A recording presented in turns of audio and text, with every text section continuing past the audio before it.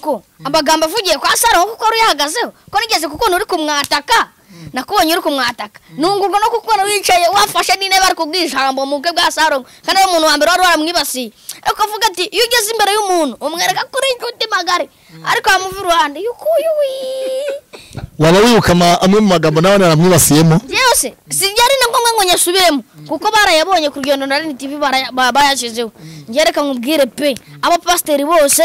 mufite umunwa jewe ntabwo nigeze ndwanya Sarongo ko Sarongo ni umunyarwanda akora ibye nanjye gakora ibyanjye kirazira kwinjira mu nshingano z'undi waba udakirira ibyawe ukajya gukiza iby'abandi njewe pe nanjye nago nkuvuga ngo waramurwanyije ariko kubona umupasiteri yaje mu bukwe bw'umupfumu aba ari ikibazo kandi nimwe abantu ba mbere murwanya mu bapfumu ariko wowe warinjiyemo uravuga ati reka nzi njye mu bapfumu nanjye n'umupasiteri njye muri abo bapfumu njye kubapfumagura nanjye mbakubitemo ijambo kandi ijambo ry'Imana babiziko ritagera n'ubupfumu na Sarongo nubwo yakoze ubukwe bwiza hari abantu batari bishimiye ko buri ubukwe bwabo baba hari sama ngo iki nyine baramukunda ariko burara baba batamwishimiye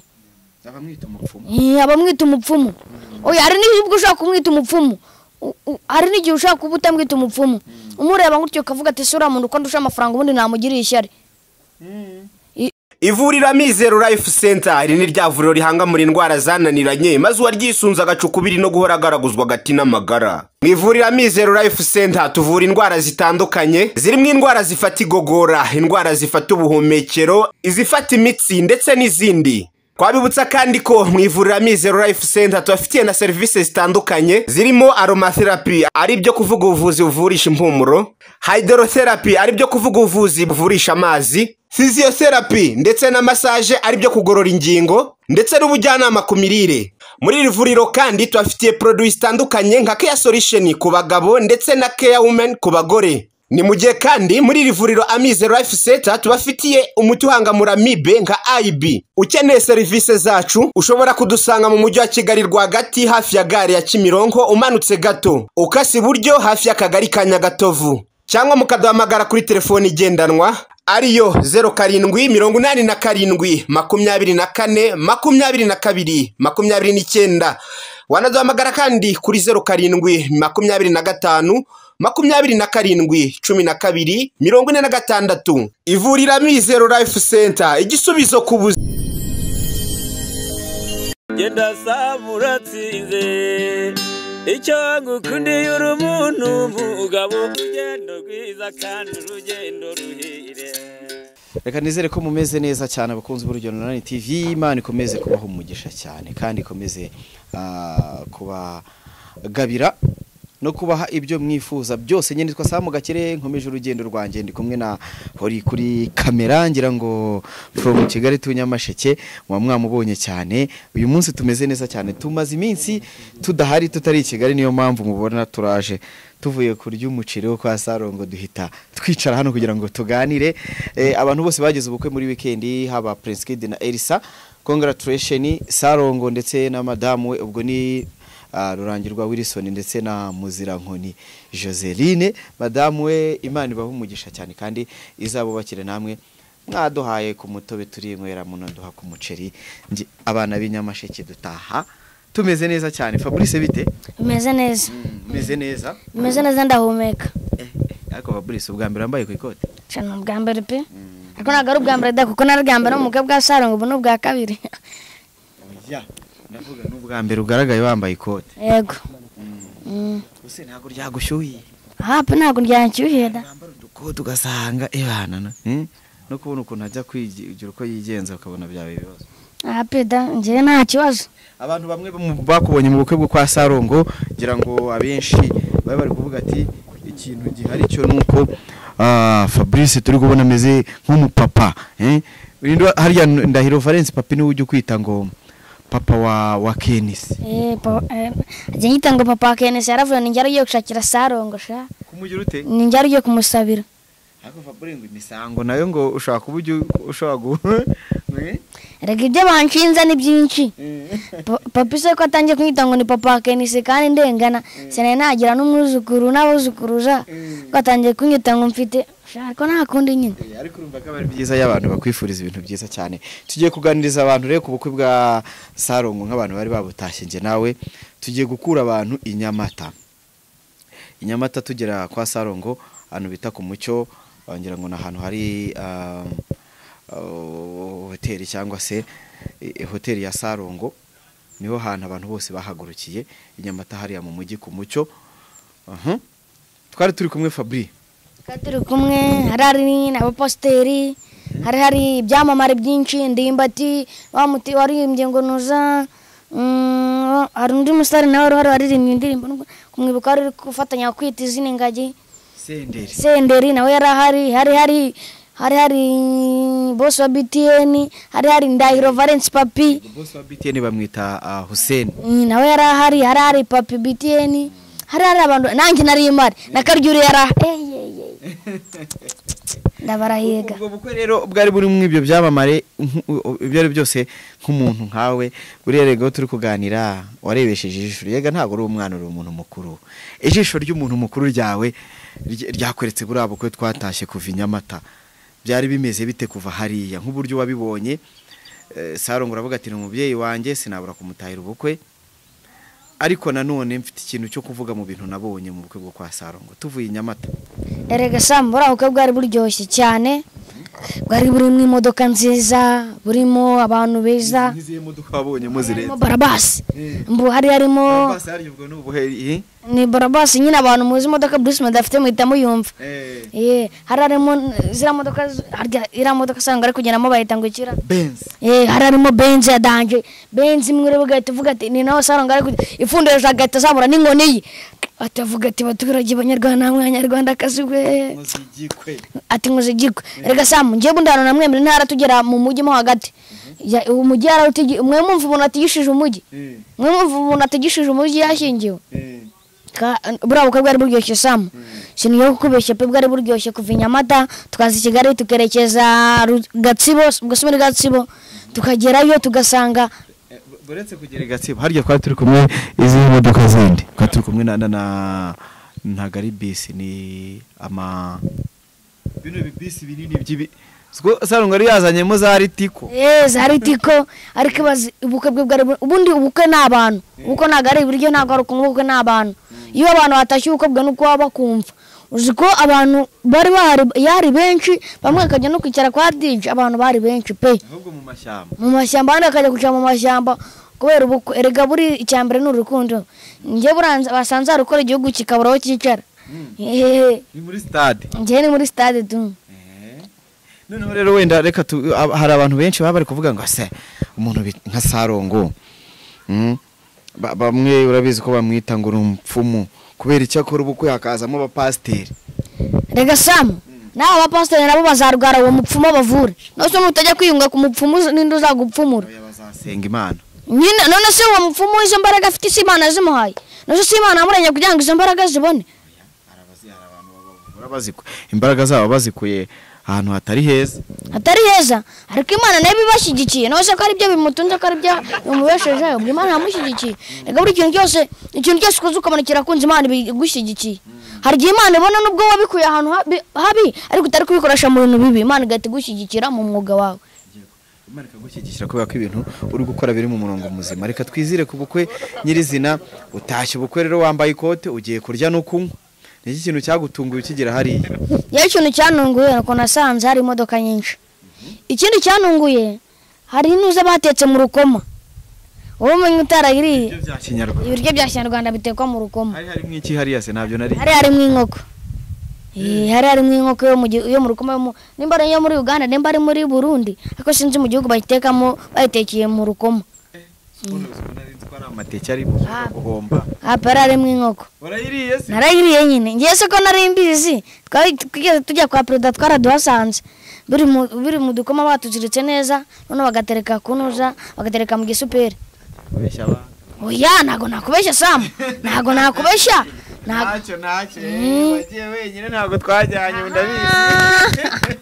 ndabisugiye kumpeja Ah, Fabrice uzabeshya abantu karakantu ko mu rugwiro uzakitwaza imyaka yose nzakitwaza no mu ijuru nzakitwaza banyingurira amarembo.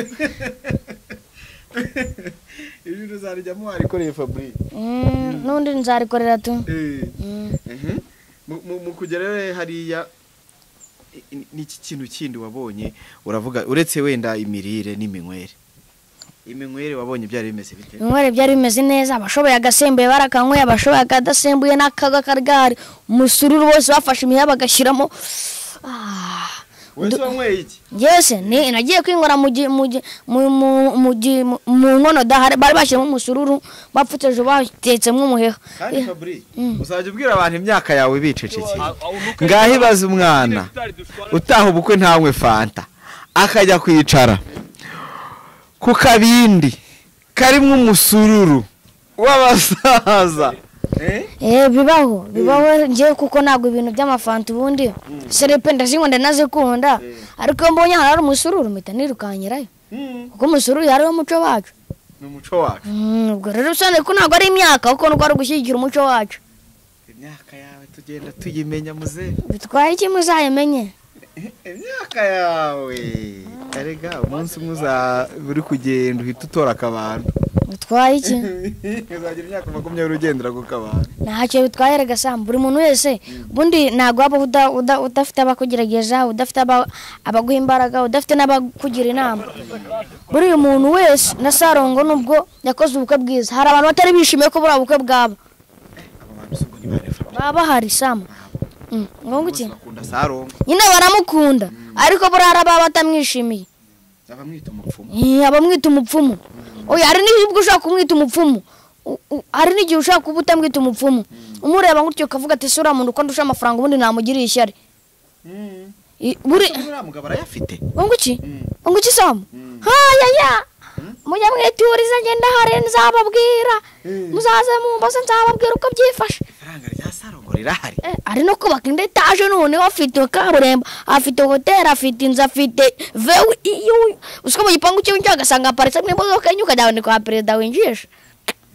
Amafaranga ni meza. Nubwo nanjye atangwirisha. Ariko azaza. Atangiye kuzaranya kubaho ashaka kubera imisuru yo mu bukwe bwo kwa Sarongo. Ariko ndavuga ati buri muntu wese utaratashye ubukwe bwa Sarongo yarahombye pe. Warahombye kuko ntago pasiteri batashye ubukwe bwa Sarongo tugiye kubahagarika. Pasiteri babutashye. Tugiye kubahagarika. Bitwaye iki? Ubusa hagarika pasta Claude kabishobora. Ko weho none wajyango yari yahatewe. Ikubi. Nyamara abapasiteri bari ba Claude ko nawe yakoze umuntu. Yakoze umuntu yarubatse. Sinzi ko pasiteri bakora umuntu ariko nasanze aribo bakubiye hejuru cyane. Hejuru. Uno kajya kumva ari gukubita mu bintu biri kuza. Cyumukiza gate gikubitaho gahita uvuga sura ni pasiteri tuzi. Urana wantu ujya ku cyumweru mu rusengero akabwiriza. Hapisha. Base pasiteri ubuzi n'ibyo bintu by'abastari we. Ngongo iki? Basanzwe. Sam siniye kukubeshya pe waba uri pasiteri waba uri n'umuntu usanzwe. Umupasiteri buri aba ari hejuru cyane. Niyo mpamvu uzajya hari nyine igihe ubona umupasiteri atambuka atuje. Ariko buri imbere ya kamera akavuga kugira ngo bamucometse radio Soniteke yo kuri Kiss FM. Naya. Pasiteri se bavuga cyane. Ngongo iki? Umupasiteri ukurusha kuvuga. Barahari Sam. Muzamunyereke. Barahari. Ngenda bizi barahari. Nari numvisha umuntu ngira ngo ni Pastor Claude. Pastor Claude. Reka mubwira azi hano. Ngiye ibibazo byanjye ngiye kukubaza icyambere nuko amagambo avugiye kwa Sarongo kuko ari yahagazeho ko nigeze kuko uri kumwataka nakubonye uri kumwataka nungurwa no kuko wicaye wafashe n'intebe ari kubwijambo mu bwe bwa Sarongo kandi umuntu wa mbere wari waramwibasiye ariko avuga ati iyo ugeze imbere y'umuntu umwereka kuri inshuti magare ariko amuva iruhande yukuyi waba wibuka amwe mu magambo nawe naramwibasiyemo byose sijyari na ngombwa ngo nyasubiremo kuko barayabonye ku rugendo na TV bayashyizeho ngereka nkubwire pe abapasiteri bose mufite umunwa none se wagaye ko natashye ubukwe bwa Sarongo cyangwa warashimye ko nabutashye naragushimye pe kuko kubona umuntu yakwibasiye ukaza inyuma ukamukandinga ritani ukajya mu bukwe bwe ibyo bintu aba ari sawa uba ushaka kumwereka ko nubwo wamukubise agati ho gatoya ariko umwemera sibyo ngewe samba ariko mwamukanya ninjye munambere ufite umuntu ariko abapasiteri murandenze abasiteri none se Fabu ubu ntiwaba wanyitiranyije n'uwitwa Apotre Harimana Joseph Yongwe kariho urwanya Sarongo nge ntigeze ndwanya Sarongo ko nifuza ko Sarongo ntazana mubatiza hanyuma ejo bundi tukazamusezeranya koko ngewe ntabwo nigeze ndwanya Sarongo ko Sarongo ni umunyarwanda akora ibye nanjye gakora ibyanjye kirazira kwinjira mu nshingano z'undi waba udakirira ibyawe ukajya gukiza iby'abandi ngewe pe nanjye ntabwo nkuvuga ngo waramurwanyije ariko kubona umupasiteri yaje mu bukwe bw'umupfumu aba ari ikibazo kandi nimwe abantu bambere murwanya mu bapfumu ariko wowe warinjiyemo uravuga ati reka nzi njye mu bapfumu nanjye ni umupasiteri njye muri abo bapfumu njye kubapfumagura nanjye mbakutemo ijambo kandi ijambo ry'Imana babizi ko ritagera n'ubupfumu kandi wabizi yuko usaba umugeni bari bamumwimye mvuze ijambo ry'Imana ryo mwitangira uburyo Imana Aburahamu yatumye Eliyazari gusaba umugeni bahita bamuduha bisone kubwo ayo masengesho yawe bisonuye ko Imana yatsinze ibyuka y'abapfumu bitwaye iki nabyemera pe Imana irashoboye ariko ko umupasiteri yafashe imodoka kandi ndabizi ufite imodoka uravuga ati ngiye ngiye Gatsibo ngiye mu bukwe bwa Sarongo ubwo bisone ko hari kintu cyakujyanyeyo atari nuko gusa uzi se Fabu nakubonye inyamata uzi ko ntuye Nyamata cyangwa ntuye Nyamata cyangwa ntuye Kigali nshingiye utuye Kigali se kuri muravuga ibitazi ntuye Nyamata utuye Nyamata ndi umuturage wa Sarongo turaturanye ntacyo bitwaye n'ubwa utewe umuturage Fabri iwanyu inyamasheke muturanye n'umupfumu akakora ubukwe akabatumira cyangwa akagira ibyago wamutabara cyangwa wataha ubukwe cyangwa wamureka ukamuha akato ngende pasiteri ntabwo nataha kubera impamvu utaha impamvu zo nataha kuko manzi ko ijambo ry'Imana ngiyeyo ubwo bupfumu bushaka kuza gutuma ariko uzi umuntu ugendera ku nkoko ngo hejuru y'amazi mwabana b'abantu mwe ngese ko kirata none se ko nabonye agendera muri benzi wigeze ubona agendera ku gatara ajya gusaba umugeni ntiyagendeye muri benzi kugira ngo yereke abaturage ko bimwe birashoboka ashobora kugenda mu kirere akagenda no ku butaka ntose icyo utumva yagenda mu kirere akagenda no ku butaka tumaze igihe tubona Sarongo aguha bimwe aguha amadolari aguha televiziyo n'ibindi bitandukanye waba warabaye umwana w'umupfumu uyu munsi warane wabura umupfumu w'Nyamasheke byose wanasanga kuko simbizi kuko ngewe nticara mu nzu ngatanga sanga ibiryo byahiye simba nakoze ngo rose anga rugo upfumu bwaje bugakubitamo bikaboneka Samu Gakire niwe wari ukuriye abakamera cyangwa se itangazamakuru mu bukwe bwa Sarongo ni nawe rushinzwe foto urugendo foto nirwo rwakameye rwakorodonye ibintu byose bya Sarongo aha tuvuge ko aya mafaranga Samu Gakire yakoreye mu bukwe bwa Sarongo nayo ashobora kumuhindura igini reka nkubwire pe nago yamuhindura igini kuko ayo mafaranga nago Sarongo araye amafaranga na ya banki sibyo kandi amafaranga bavuye muri banki kereka nimba afite Sarongo afite ukuntu atibika akajya mu ijuru cyangwa akajya kuzimu simbizi kajya kureba amafaranga ariko nimba amafaranga nta muntu ugira amafaranga na ya banki sibyo ubukwe bwa Sarongo yari bwiza bwari bufite n'ishusho nziza harimo abasitari batandukanye ariko ikibazo cyaje ari uko kubona umupasiteri noneho wowe akantu hashyiramo n'agakabyo ko n'abapasiteri bavuye mu madini atandukanye ndabeshye Samu sabivuze yarabivuze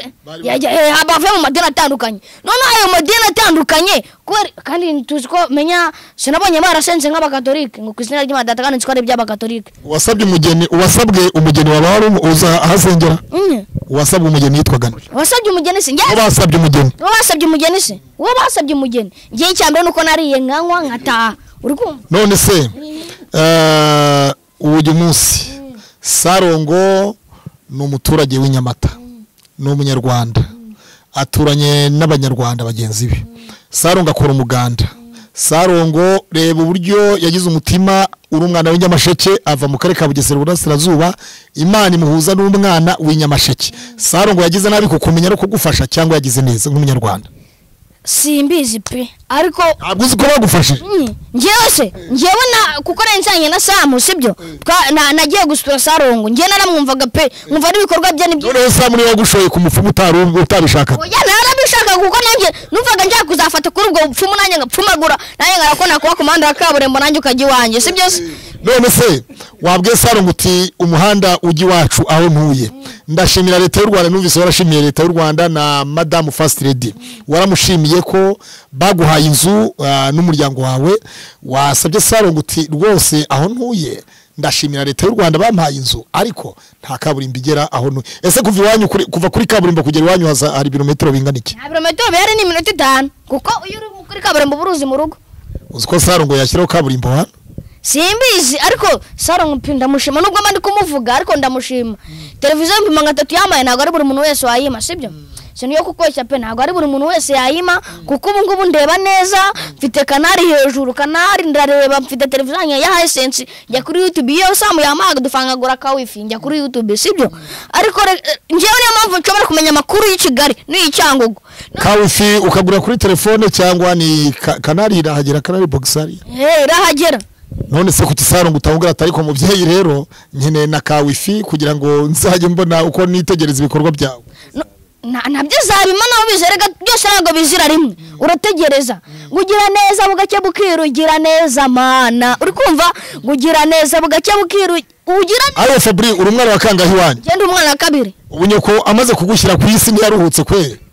Simbizi nimbara naniwe simbizi nimbara naruhutse simbizi bitewe n'umuntu ufite ndabona ngasanga ruri mu ndo waravugiragamo ntacyo bitwana bara kuri na Josh aravuga ngo niwe zagitwa mfite amezi 6 nta nuza no kuri Kisefe nabaravuga ngo nyivuka ninjye yishyura ibitaro. None se Fabo genda mu ndasoza mpereze Samu Gakire mikoro ko bivugwa ko Samu Gakire wese wakubyaye ari we wateye inda nyoko ufite papa wakubyaye wemera cyangwa se Samu Gakire mwiranga mimerere? Ngiye siburiye kukubeshya pe hari uwo bitanze Imana Rufred wira hirye Gasanze bavuga ko ari papa Samu yagiye kumusura waravuga ko yambye ariko ngo ntago anyemera muryango abo najya byaye inzobe nimba kandi nabonye na Yesu nawe ari inzobe basanga Yesu ari we data ko nawe ntabwo uri igikara cyane. Yesu ntabwo yigeze ashaka umugore yavuze kubashakanye gutandukana bivugaho ko ariko ntiyigeze ashaka. None se ubihagase ko neza Yesu atigeze ashaka umugore? Oya nawe sibyo? None se ko tuvuga ko Bibiliya ivuga amateka ya Yesu ariko ntago ivuga uko Yesu atangiye akiri umwana uko yakuze nawe bize nubwo Yesu yavuze ngo agiye muje ko nawe urakoze icyaha. Hanyuma Fabu nakubonye turi igatsibo uri kumwe na Ndahiro Valence Papi na Ndimbati ibyamamare byose byari bihari na Senderi intore Senderi boss. Uyu munsi wa none iyo ubona Samu Gakire agufata kugejeje ku rwego nkuru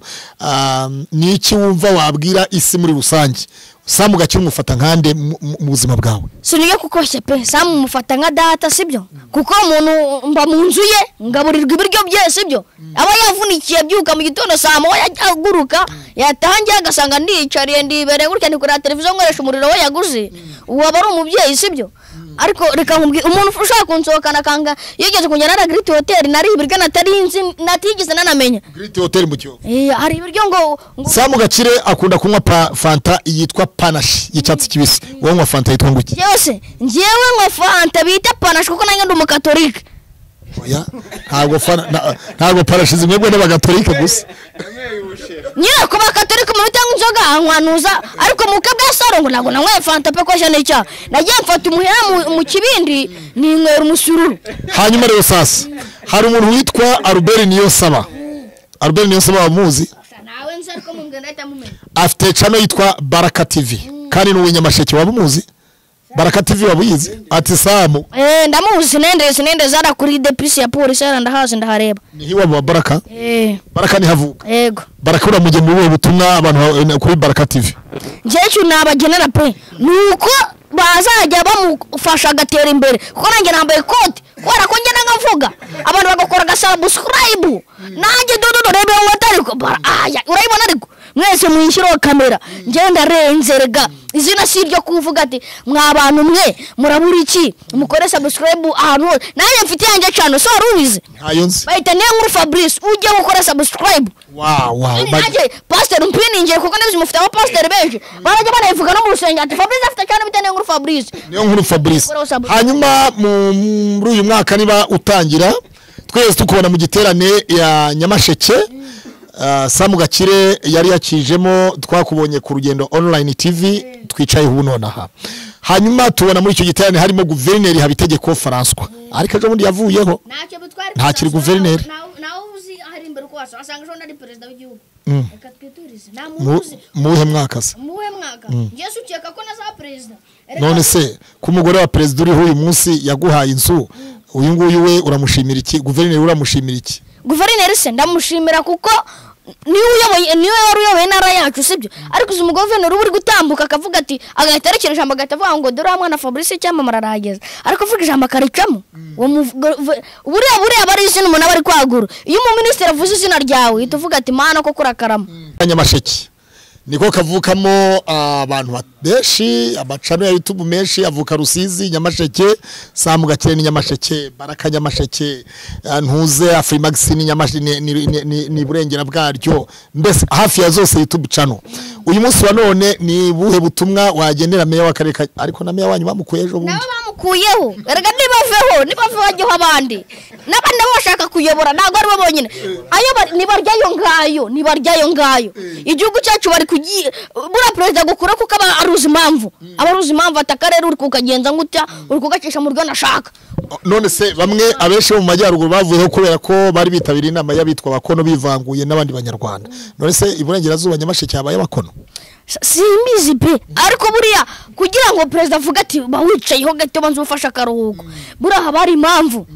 nabonye ari n'abagenerale bakuyeho sibyo ntabwo babakuyeho barasezere kubera ko igihe cyari kigeze harya tuvuga pasi ni pasi babaye pasi ariko buriya aracyari mu kazi ntabwo yicaye aracyari mu kazi urusha no gusanga zakora imisozi ikomeye kurusha uzakoraga ari mu kazi niyo nk'ubu Fabrice uyu munsi wa none uri muri harya wiga mu kangahe ngiye ngo ngiye mu 6 primaire yego niyo nkuru Fabrice urumva mu gihe uzaba ukuze Imana ikaguteza intambwe ukiga ukarangiza kaminuza mu bumenyi bwawe urumva uteganya iki gukorera iki igihugu waba uhe mukozi mu gihugu cy'u Rwanda ngiye pe nubwo ibyo ngiye kuvuga mu Rwanda nabibamo sibyo ariko ushaka gusanga igihugu kizagenda kirukanga kikajya imbere ngiye nayifuza kuzubaka ruferina mu Rwanda kikajya imbere kikazagera muri Amerika se kivuye mu Rwanda oya nyine kigatera imbere gutera imbere zakemera ko umuntu ashaka kubaka ruferina ifasha abana bari mu mahana sibyo ako n'uri ntabwo babyanga zirahari nanjye niyo numva nazubaka arufena nkayifata kuko abana ku muhanda ngiye barambabaza nanjye nabaye ku muhanda wabaye ku muhanda nasoje abaye ku muhanda noneho Samu yagukuye ku muhanda oya ntabwo wanywe ku muhanda uwanywe ku muhanda bamwita Ndimana Jean Paul sibyo Samu Gakire ni umusore ntarashaka Samu Gakire mu gihe azaba amaze gushaka uratekereza ko urukundo yagukundaga ari aza komeza kugukunda bitewe n'inshingano zaba amaze kugira zuko azabashatse umugore Samu tumuranye imyaka 3 iyo myaka 3 uwo mugore n'uzamuhindura mu myaka 3 ku buryo tutahabana umugore nafite upfumu uvuye kwa Sarongo akabuzana kwa Samu akamufumagura none se Sarongo atandukanye abashakanye Sarongo atandukanye uko ashaka kuba bahuza akaravura n'indwara erega buriya Sarongo umuntu ujya Katari ngo ajye kure igikombe cy'isi n'abaministeri mu Rwanda bicaye bareba ngutse ku mateleviziyo yabo erega Samu abaministeri kubera ko Sarongo arikorera ku giti cyiwe ariko abo baministeri basaba uruhushya rero urumva ntabwo yasaba uruhushya ngagiye kureba umupira hanze kandi abanyarwanda bamutegera utagira konjera na president barasayigira nta mutagira konje nta mutagira konje pe ariko Fabri uvukana n'abana bangahe mu rugo turi 6 uri wa kangahe uri wa kabiri niwe uyu munsi wa none umaze gukura ukarangiza segonderi uri muri kaminuza mu nzego z'urubyiruko bakavuga bati niyo nkuru Fabrice wa mwana w'umustare uzwi ni iki urumva wakitabira inzego zibanze je nazitabira bampamagaye pe nubu ngo nazitabira nubwo bajya kumatibazo nk'ibyo bahase bahanuza abana bahanuza na bitabira pe kuko nje nago kumbaza ibibazo nibyo nabashujwe na madame president naritsinze wowe umuntu no natabisubiza erega ubundi cyambe dushifide n'ukwizera tukavuga ati reka twizere nk'abana b'abantu dushikame duhagarere hamwe duhagarere nukanaga ivuga ijambo nyumuzisubireho Yesu navuga ijambo ngo nisubireho nimba nakuvuze nabi ni nabi nakwisubiraho nimba nakuvuze neza Imana yaguhiriye nyine urakoze uyu munsi wa none Fabrice ugiriwe ubuntu kuko uri muravuga Ange uri muravuga First Lady neza uyu munsi ugahamagarwa na Ayani Kagame wa musirikare umwana wa nyakubahwa Perezida wa Repubulika cyangwa ugahamagarwa na Cyomoro Kagame umwana mukuru wa nyakubahwa Perezida wa Repubulika cyangwa ugahamagarwa na Ange Kagame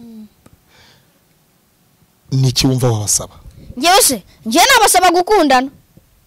barangana se simbizi kuko buriya ntago ni ngombwa ngo mbivuge ariko bibaye ngombwa ko mbivuga warari igihe uba ubona papa wakomeye ari hejuru ariko nyine nawe uri umuntu sibyo barakundana nyine bafite urukundo rwo hejuru pe rukabije ariko rumwe rwo hejuru sibyo ariko reka nkubwire pe abantu twebwe nk'abantu abana n'abana b'umubyeyi w'igihugu sibyo urukundo baba bafitanye none mba nshaka ko bongera bakikubaho huko urukundo bari bafitanye no bavuga ngo bakundane cyane bakikuba ku ryo ndagira kabazo ndagahita tibara ko kanya azwi kazi right sibyo urumva uyu munsi wa none guverineri Habitegeko François ntabwo akiri guverineri w'intara y'Iwanyu guverineri wumva wifuza uyu munsi wa none ukavuga ati Imana itugiriye neza nyakwa perezida wa Republika umuntu twumva yaduha iburengerazuba nka guverineri wasimbura Habitegeko yaba ameze ati yes yaba ameze nk'umubyeyi bitaga vice mayor wayo bakarere ka Nyamasheke yitwa nde bamwita ariko bamwita Mukamana Claudette ndiyumva ko waba minister w'uburengerazuba yari vice mayor akarere ka Nyamasheke yaba guverineri w'uburengerazuba uyu munsi wa none akora iki uyu munsi wa none se yagiye kwita ku muryango nyine ntabwo akiri vice mayor yaba yararangije manda ebyiri yarazirangije menya ari nashataho imyaka 10 yu simbizi ariko njye uko muza avuye kure kuko njye nasanze ariho kandi imyaka maze uwo yaba ari we wabashije kukugeza imbere nyakwa first lady no ahanjejeje nubundi umuntu ashimira uwamuhaye inka undi agashimira uwamugabiye nanjye nshimira wanjejeje kuko ubu ngubu nicaye hano kubera ko ari we iyo nahagera saa munago no kurabaza isura yanjye ariko ubu ngo arayizi mba mu nzu ye ndaryama ngasinzira nkagona urakoze cyane hanyuma Fabrice uragira uti natangaye kubona pastor mu bukwe bwa Sarongo w'umupfumu Yesu yaravuze ngo yaje gushaka icyazimiye ntabwo yaje gushaka igihari kandi iteka iyo tuguriza ubutumwa abanyabyaha tubwiriza abakijijwe none se urumva najya kubwiriza abakijijwe nkabwiriza ba Ruberi niyo saba na ba Samu Ben abo ngabo kandi hari abanyabyaha oya reka nkubwire pe ibyo birumvikana ntabwo ajya kubwiriza umuntu mubi umuntu mwiza hari umubi sibyo ariko reka nkubwire ati simbyo kukubeshya pe ngiye nkoze ubukwe ndi umupfumu ariko ubupfumu bwa Sarongo ubundi warabubonye ubupfumu bwa Sarongo warabubonye ariko iyo numva abantu ijana bakuvuga mba numva ko ari byo ariko iyo ari umwe ntabwo nakwizera abantu ijana ntabwo babeshya abantu ijana ntabwo babeshya pe oya babeshya ariko ntabwo babeshya kabiri sibyo buriya mu bantu ijana igihugu dufite miliyoni 13 cyangwa 12 simbizi singituyemo ariko ngituyemo da ariko nyine reka nkubwire sibyo iki gihugu cy'abantu sibyo harimo abapfumu harimo abarozi harimo abicanyi harimo abake sibyo ariko iki gihugu president ari gukora mwabicanye kuko ari bo babi bakabije sibyo batoke mu izina rya Yesu ariko ko cyadakura mwabapfumu icyo cyose ndashaka kukimenya ko cyo kura mwabicanye n'abarozi ariko ko cyadakura mwabapfumu ni imyemerere leta y'u Rwanda yemera imyemerere ya buri muntu wese ko yemera ku giti ciwe apfa kuba adahungabanya umutekano w'abanyarwanda none se nimba adahungabanya umutekano w'abanyarwanda ngiye mbonye umuntu uri kugendera hejuru y'amaso yatanga igihumure no so ntabwo abamuhungabanyije se kubona umuntu agendera ku nkoko si ibyo bintu birashoboka bitangaza se ni nkuko wagenda mu ndege ni nkuko nagenda mu ndege oya mu ndege urishyura ukagenda no se n'agatara nakudishyura ukishyura bakakujyana ayaya hanyuma niyo nkuru Fabrice twegereje igihe cyo kujya gusubira ku ishuri ese wari wabaye wakangahe njyewe se ntabwo ndi kubyibuka cyangwa wabaye umuswa Samu yaruhiye ubusa kuko umusuru namwe kwa Sarongo wanyibagije umwanya nabayeho kuko kunari uryoshye amagi ariko waraye mu Mutara oya njye ndarira naraye wamwere muri ka kabindi ka Kinyarwanda nakanywereye tumwe nitegerezaga ubuse wahise wibagirwa amanota wagize ubusi uyu munsi usubiye ku ishuri urateganya ko nize ngamba ufite uti mu by'ukuri nzagaruka kuri kamera y'urugendo online TV ntangariza abanyarwanda ibyiza nkuye mu ishuri natangiye no kubivuga mu bana 10 bakora mu kiganza cya president nzaba ndi mu mwaka utaha mu bana bakora mu 10 ba mbere mu gihugu bakora mu kiganza cya president ndakoresha byose nzaba nicayemo nukuri kw'Imana reka nanjye nkubwire nanjye nzanezerwa kandi icyo nzavuga nzakivuga icyo gihe yego sumva se kandi narakwemere ko nzagusura rega njye nibuka ibyo navuze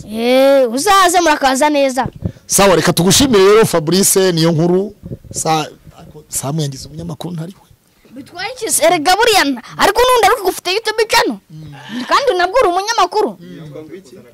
ako so YouTube channel yabayita ngo iki yitwa Ikaze TV Rwanda mu gihe mukora subscribe Ikaze TV ku Ikaze TV Rwanda murebe ibyo amateka mitwe baba bari kudushyiriraho tutazi ariko banatubwiriza izina ry'Imana bavuga ku bantu bavuga ku bintu simbizi mwebwe abapasiteri ngiye buriya uyu munsi wa none ntubaze kantu kamwe uwitwa Pastor Juste uramuzi Juste Pastor ndamuzi yahanuye yuko ubukwe bwa Ishimwe Diedona Preskide butazataha atazakorana ubukwe no mu minsi uwo ari we wese yego kandi katazigera ashaka umugore w'inzobe yego kandi iminsi iradukunda Elsa ntabwo ari igikara ni na minsi yego hari umuntu wigeze avuga ko ururimi rwanyereye Just ururimi rwawe rwaranyereye cyangwa ntirwanyereye rwaranyereye aha reka tumubwire ngo uko biri kose umutekamitwe ngenda bivuze n'umutekamitwe umutekamitwe ukomeye cyane wo hejuru ku rundi rwego yarayabajijwe n'umunyamakuru witwa Jean Paul Nkundineza kuri 3D TV Plus aramubaza ngo uyu munsi wa none ukeka ko iyo Prestige na Elsa bataza kubana Prestige agashaka undi mugore wari kuba urimo uraserebura bingana iki yewe se oya Juste iyo Prestige ataza gushaka umumisi wari wese agashaka undi muntu utari misi Juste yari kuba arimo aravuga ko ari umuhanuzi yabihanuye kandi yari kuba yaciye isi yakubise ibiti n'amabuye reka manza nkubwire ngiye nshaka kuvuga ikintu kikaba ariko nakivuze ndi buraga sibyo abantu bakavuga ati burya umuntu arahanura nanjye bakaza yamamagara mu itaramo ngo hanura no muntu azabiki none nyuma ukaza kuvuga ngo umuntu azabangameye ari mukuru nyine ngo umwaka ushira azabameye byita finda witwa na findu none ubwo ngo asanga ari kugira ngo ariko yatora karya amahirwe akamuzira agatamira agaciro cyangwa agafriti uwo munsi uyu munsi wa none yavuze yuko yavuganye na Vital ku Mbemburo TV aravuga ati nta mu minsi wari wese Prestige azashaka nta n'umuntu w'inzoba azigera ashaka hanyuma tugiye kubona tubona ejo bundi Prestige agiye mu murenge wa Rusororo nyuma yaho ejo bundi kuwa gatanu kuwa kane hari ugusaba no gukwa nari mburi mu bwo bukwe kuwa gatandatu twari turi mu ndare hariya kuri FPR Rusororo muri sare yaho niho asezeranwa no witwa Numa Are ndiro mu bantu nanjye basengeye Numa yampaye impeta ndazisengereza Prestige na Miss Elsa uyu munsi wa none uratangariza iki Pastor Juste kandi we yavuze ngo yaratwikaga Pastor akwiye gutwika ntabwo abatwire gutwika atwika abatwitse sibyo hatwika abatwitse kuko ntabwo nzajya gutwika uruhuru rw'abandi cyangwa nyine ngo ajye gutwika ku baturage ngo agenda afata izina rifata urikoreye sibyo bana kugenda uvuga ngo nzafata izina ruko rifata urikoreye uriharaniye sibyo ngewe nkunda kubinagwa miliyoni ntuzayifate sawa Nshuti bakunzi ba Urugendo Online TV turabashimiye yari Pastor Niyonzima Claude wa Ikaze TV mujye ku Ikaze TV Rwanda mukore subscribe murebe ibiganiro bitambukaho ijambo ry'Imana n'ibindi biganiro bitandukanye bituma bibamara stress nkuko Fabrice yabivuze kandi twari turi kumwe na niyo nkuru Fabrice umwana w'iburengerazuba bwaryo hafi y'amazi ya Rusizi witegereza ibukavu naho bitakwijwi hakurya ngaho turabashimiye muhabwe umugisha w'Imana ciao nakagaruka